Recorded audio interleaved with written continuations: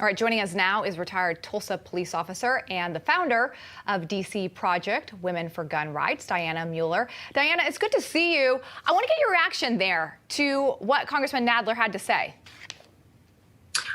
Well, I think that he's terribly erroneous, and of all the videos you just played, I think it's very disingenuous that the comments that they make about the Republicans, about whether it be NRA members or other members that are trying to protect the Constitution and really advocate for measures, meaningful measures that will actually protect life.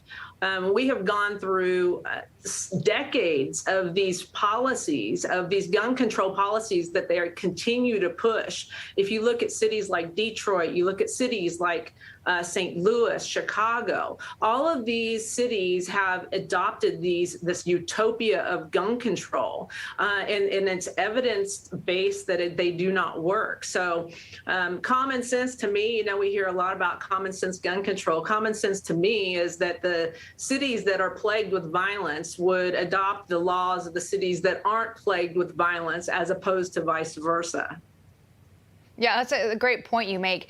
Dianna, I hear a lot of Republicans saying that they want to arm teachers in schools, teachers who understand how to use guns, who understand gun safety. A recent poll actually suggests that Americans support the idea as well, with more than half of the country saying they think it's more dangerous not to have an armed teacher on campus.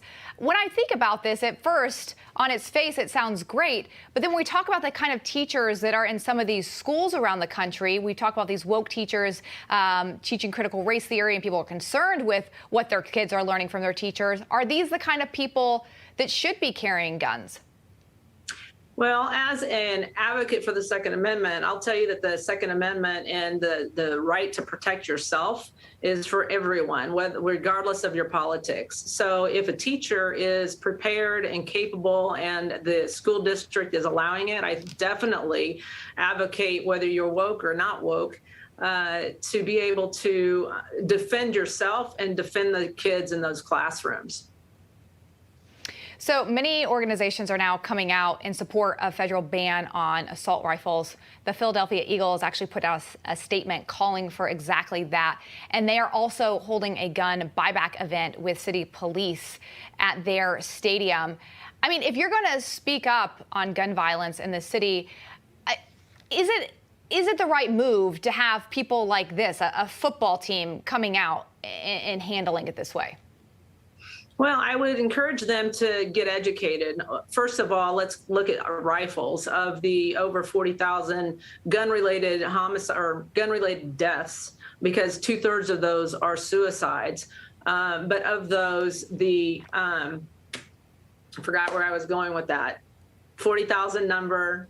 I can tell you this, that the gun saves are up to 3 million per year annually of firearms that save lives. So if we're going to be honest with each other, if we're going to look at that over 40,000 number, should we not take the 3 million saves and look at the totality of the circumstances to see, are guns good or are guns bad?